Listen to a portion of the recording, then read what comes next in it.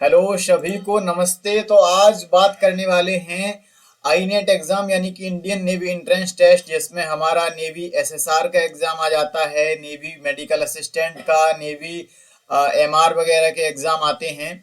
और आगे चल के air force Y group, air force X group के 2/2027 के और नेवी के 1/2027 के एग्जाम आने वाले हैं। मैं हूं संजय दत्त शर्मा। मैं इंडियन नेवी में मेडिकल असिस्टेंट, जेसीओ और एसएसआर सहित 7 एग्जाम क्वालिफाई कर चुका हूं। 3 बार फाइनल मेरिट में सिलेक्शन ले चुका हूं, बट मैंने ज्वाइन नहीं की है। और 3 बार मैं ये गलत एग्जाम सा लग गया, एग्जाम्स लिखना था।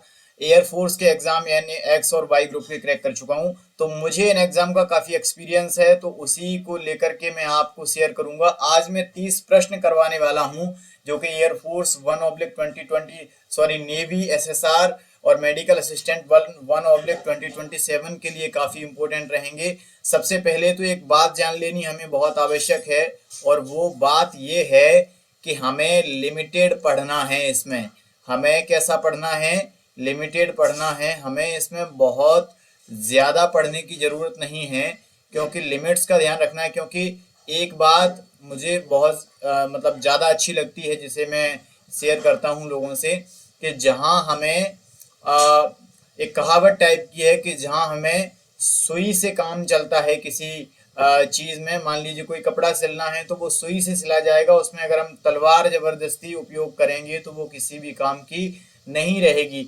तो ऐसे ये छोटे एग्जाम्स जो हैं, इनमें छोटी स्ट्रेटजी लगानी होती है और वही सिलेक्टेड अप्रोच लगानी होती है, और एग्जाम पॉइंट ऑफ व्यू से एग्जाम ओरिएंटेड पढ़ना होता है। तो हम ज़्यादा वक्त गंवाए बिना आज की एक क्विज टाइप की 30 प्रश्नों की है, उससे करते हैं। फिर धीरे धीरे करके हम और चीज़ें शेयर करेंगे और थ्योरी भी इस चैनल पे पढ़ाने की कोशिश करेंगे। सबसे पहला प्रश्न है कि स्वराज मेरा जन्म सिद्ध अधिकार है, ये किसने कहा था? स्वराज मेरा जन्म सिद्ध अधिकार है, ये किसने कहा था? बाल गंगाधर तिलक ने कहा था। किसने कहा था? बाल गंगाधर तिलक ने।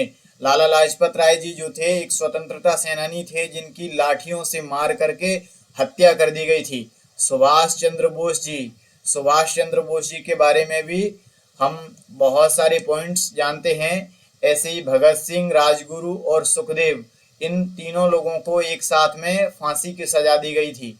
अगला प्रश्न है, भारत का सबसे बड़ा नदी द्वीप, भारत का लिखा है, एक सेकेंड है ना, इधर किसका दे, भारत का सबसे बड़ा नदी द्वीप जो है माजुली, किस नदी पर स्थित है? सबसे बड़ा नदी द्वीप माजुली जो है किस नदी पर है? ब्रह्मपुत्र नदी पर स्थित है। किस नदी पर? ब्रह्मपुत्र नदी पर स्थित है। गंगा नदी के बारे में हम जानते हैं कि भारत की सबसे पवित्र नदी, भारत की सबसे पवित्र नदी कौन सी मानी जाती है? गंगा मानी जाती है। सबसे पवित्र नदी गंगा मानी जाती है। कावेरी को दक्षिण भारत की गंगा कहते हैं। कावेरी को दक्षिण भारत की गंगा कहते हैं, लेकिन दक्षिण गंगा जो है वो गोदावरी को कहते हैं, और स्थानीय स्तर पर दक्षिण भारत की गंगा कावेरी को भी कहते हैं। अगला प्रश्न देखते हैं, भारतीय नौसेना का पूर्वी कमान यानी कि ईस्टर्न नेवल कमांड कहाँ स्थित है? ईस्टर्न नेवल कमांड कहाँ है? विशाखापत्तनम में। विशाखापत्तनम में कौन सा? Eastern naval command. कोच्चि में कौन सा है? दक्षिणी कमान यानी कि सदर्न कमांड है ना। ऐसे करके मुंबई में हमारा कौन सा है? पश्चिमी कमान, भारतीय नौसेना इंडियन नेवी का। पश्चिमी को क्या बोलेंगे? Western command. इसका कोई भी उत्तरी कमान यानी कि नर्दर्न यानी कि नर्दर्न कमांड नहीं होता है। शक संवत का प्रथम सप्ताह कौन सा होता है? चैत्र होता है। ठीक है ना, कौन सा होता है? चैत्र, वैशाख, जेठ, आषाढ़, सावन, भादों करके ऐसे शक संवत के ये महीने होते हैं, जिसे 78 एडी यानी कि एनो डोमिनी यानी कि 78 ईस्वी में किसने शुरू किया था? कुषाण वंश के जो शासक थे, कुषाण वंश के शासक कौन? कनिष्क। कुषाण वंश के शासक कनिष्क ने शुरू किया था। अगला प्रश्न है, चिल्का झील भारत के किस राज्य में स्थित है? चिल्का झील किस राज्य में है? उड़ीसा में स्थित है। किस राज्य में स्थित है? उड़ीसा में स्थित है। जगन्नाथ मंदिर, प्रसिद्ध जगन्नाथ मंदिर जो है वो भी कहाँ है? उड़ीसा में है। लिंगराज मंदिर, लिंगराज मंदिर जो कि कहाँ है? भुवनेश्वर, यानी वो भी उड़ीसा में है। आंध्र प्रदेश का कौन सा नृत्य फेमस है? कुचिपुड़ी। ऐसे ही प्रश्न आपके नेवी वगैरह में पूछे जाते हैं। केरल, केरल में कौन सा है? कथकली शास्त्रीय नृत्य जो है। कथकली और कथक में कई बार कंफ्यूजन होती है, तो कथक जो है वो उत्तर प्रदेश का है, जबकि कथकली केरल का है। कथकली कहाँ का है? केरल का है। तमिलनाडु का क्या है? भरतनाट्यम। तमिलनाडु का क्या है? भरतनाट्यम। अब आगे देखते हैं, बुल और बियर किस क्षेत्र से संबंधित हैं? बुल और बियर किस क्षेत्र से संबंधित है? बैंकिंग से नहीं है, कृषि से नहीं है, राजनीति से नहीं है, किससे है? शेयर बाजार से। जब शेयर बाजार जब उठता है, शेयर बाजार जब ऊपर जाता है तो उसे बोलते हैं बुल, और शेयर बाजार जब नीचे जाता है मंदी की ओर तो उस स्थिति को बोलते हैं बियर। अगला प्रश्न देखते हैं। अगला प्रश्न है, गदर पार्टी की स्थापना कहाँ हुई थी? गदर पार्टी की स्थापना लंदन, बर्लिन या टोक्यो में नहीं हुई थी, ये हुई थी सैन फ्रांसिस्को में। किसने की थी? लाला हरदयाल ने। किसने की थी? लाला हरदयाल ने और उनके कुछ साथियों ने की थी। कहाँ हुई थी? सैन फ्रांसिस्को में, शायद 1913 में, लेकिन कंफर्म नहीं है, इसको एक बार आप कंफर्म कर लेंगे ना। अगला है, भारत का राष्ट्रीय जलीय जीव कौन सा है? कौन सा है? गंगा डॉल्फिन। कौन सा है? गंगा डॉल्फिन। अगाती हवाई अड्डा कहाँ पर है? लक्षद्वीप में। और लक्षद्वीप का एकमात्र हवाई अड्डा, लक्षद्वीप का एकमात्र हवाई अड्डा कौन सा है? अगाती हवाई अड्डा। गोवा में कौन सा बंदरगाह है? मुर्मुगू। मुर्मुगू कहाँ है? गोवा में। कुछ ऐसा मिलता जुलता नाम है, हो सकता है कुछ और है ना। कहाँ पर है? गोवा में।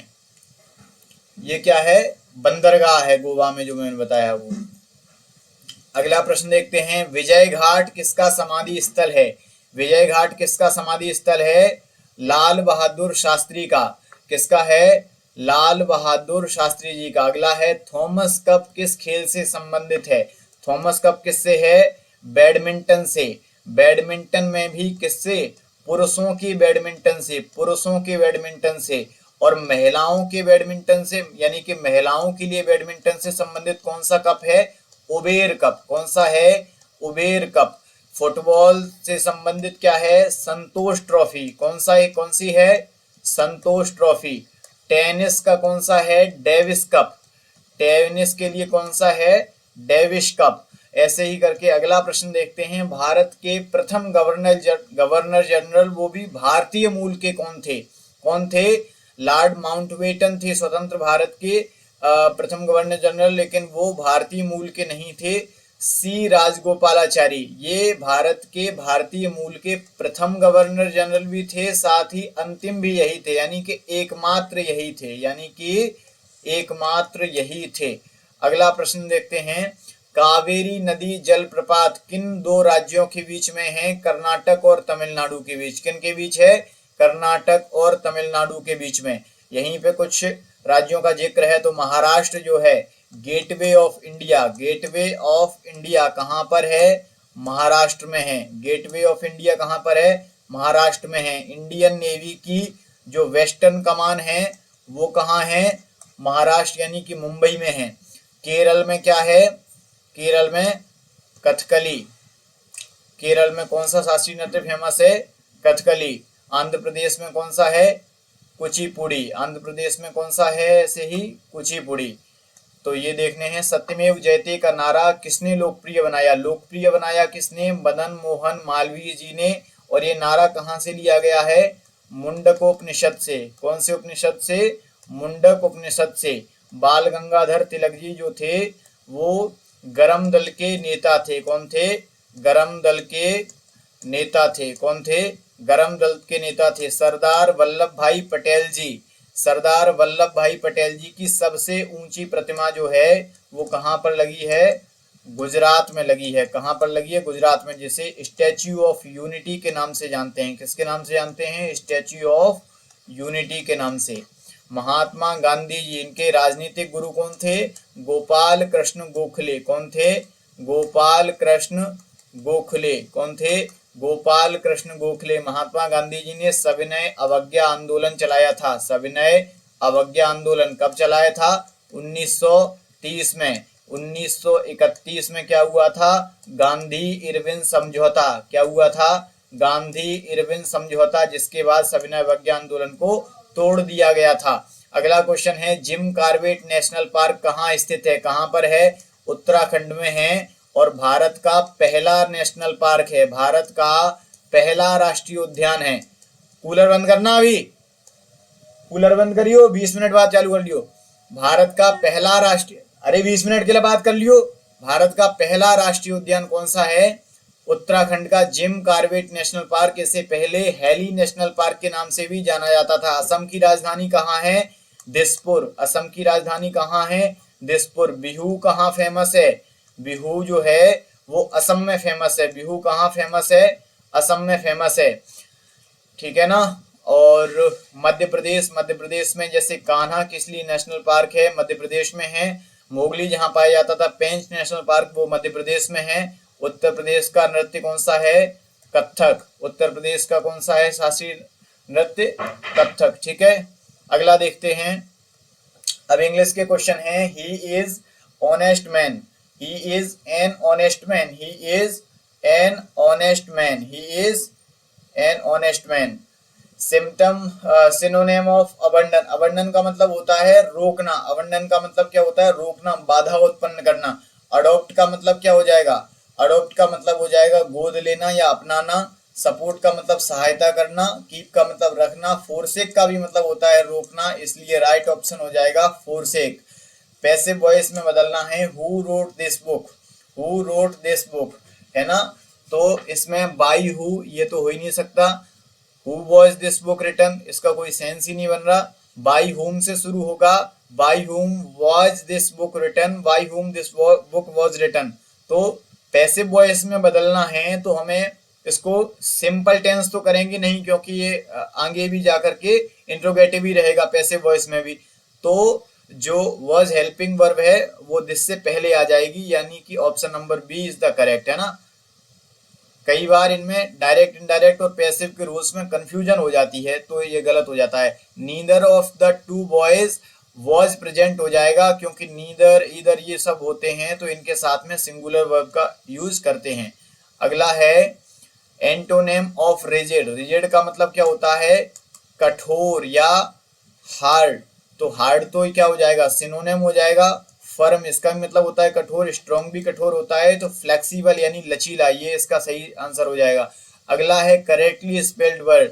तो डबल एम और डबल टी दोनों आती हैं कॉमिटी में, तो देखो डबल एम और double T, option number D is correct. अगला है at the 11th hour. At the 11th hour यानी कि बिल्कुल लास्ट मोमेंट पर आना होता है, 11th hour, at the last moment. अगला है वन वर्ड सब्स्टिट्यूशन है। वन वर्ड सब्स्टिट्यूशन है a study of birds. Birds की स्टडी को क्या कहते हैं? एंटोमोलॉजी। ये किसे कहते हैं? कीट, यानी कि कीटों की कीटों का अध्ययन, यानी कि स्टडी ऑफ इंसेक्ट्स जो है, स्टडी ऑफ इंसेक्ट्स, इसे क्या कहेंगे? एंटोमोलॉजी। जूलॉजी क्या है? स्टडी ऑफ, हिंदी में लिख दे रहे हैं, जंतुओं की स्टडी, यानी कि जीव जंतुओं क्या कहते हैं? एनिमल्स। स्टडी ऑफ एनिमल्स को क्या कहते हैं? जूलॉजी। बायोलॉजी किसे कहते हैं? बायोलॉजी आप जानती हो एक सब्जेक्ट है जिसमें हम बॉटनी पढ़ते हैं, जूलॉजी, ये दोनों चीजें पढ़ते हैं। तो ऑर्निथोलॉजी जो है वो क्या है? Study of birds. तो ऑर्निथो से जो भी स्टार्ट हो वर्ड तो वो बर्ड से संबंधित होता है, चिड़ियों से संबंधित होता है। Hard work is the key to success. Key to एक फिक्स प्रीपोजिशन होता है, तो इसको ध्यान रखेंगे। He said I am playing. He said that. He said that से कौन सा शुरू हो रहा है? सेज तो होगा नहीं, टोल्ड नहीं होगा यहाँ पर, क्योंकि किसी और से नहीं कह रहा। ही सेड, ही से प्लेइंग, दैट नहीं लगा, तो ऑप्शन नंबर बी बहुत सिंपली दिख गया, ठीक है। अगला देखते हैं सिनोनेम ऑफ डिलीजेंट। डिलीजेंट क्या होता है? मेहनती। मेहनती। लेजी तो क्या हो जाएगा? एंटोनेम हो जाएगा हार्ड वर्किंग। इंटेलिजेंट। इंटेलिजेंट माने मतलब जरूरी नहीं है कि इंटेलिजेंट मेहनती भी हो सकता है, स्मार्ट वर्क करने वाला हो, रिलायबल विश्वसनीय होता है, तो हार्ड वर्किंग इसका मेहनती का बिल्कुल करेक्ट सिनोनिम हो जाएगा। The police is investigating the case, या आर या वॉच। सबसे पहले देखो हैज तो बिल्कुल नहीं आएगा यहाँ पर, ठीक है ना, क्योंकि इन्वेस्टिगेटिंग है इसलिए हैज नहीं आएगा। अब देखेंगे वॉच या और इज, ये दोनों जो हैं वो सिंगुलर हैं, लेकिन पुलिस को क्या माना जाता है, प्लूरल माना जाता है, इसलिए are will be your correct answer. और करेक्टली स्पेल देखना है तो इसमें इसमें लेफ्टिनेंट है, सबसे पहले तो ये देख लो लेफ्टिनेंट, एफ तो बिल्कुल नहीं आएगा इसमें, ठीक है। एन ए वाला नहीं आएगा तो ये भी गलत है, एन ई आएगा, है ना। तो एन ए इसमें भी आ रहा है, हटा दो, एन ई इसमें आ रहा है, option number C is correct. तो to spill the beans, beans को एकदम छीलना, जैसे छील देते हैं, स्पिल का मतलब होता है छीलना, यानी कि एकदम छिलका निकाल देना। तो ऐसे ही करके कोई बात है उसे छील दी, कोई सीक्रेट है उसे रिवील कर दिया, तो option number B correct answer हो जाएगा। और लास्ट क्वेश्चन है आपका आज का, I prefer tea than coffee आएगा या फोर कॉफी आएगा या टू कॉफी या विद कॉफी। विद तो आ ही नहीं सकता, है ना, फोर नहीं आ सकता, देन और टू में से सिलेक्ट करना है।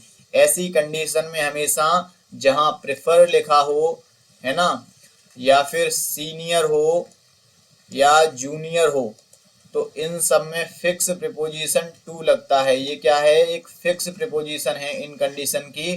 तो I prefer tea to coffee इसका राइट आंसर हो जाएगा। तो आज के लिए इतना ही, अगली बार फिर कभी ऐसी ही कुछ क्वेश्चंस की हम क्विज लेकर के आएंगे, जब फिर आपको बताएंगे कि कैसे क्या करना है। और ठीक है, तो आज के लिए धन्यवाद।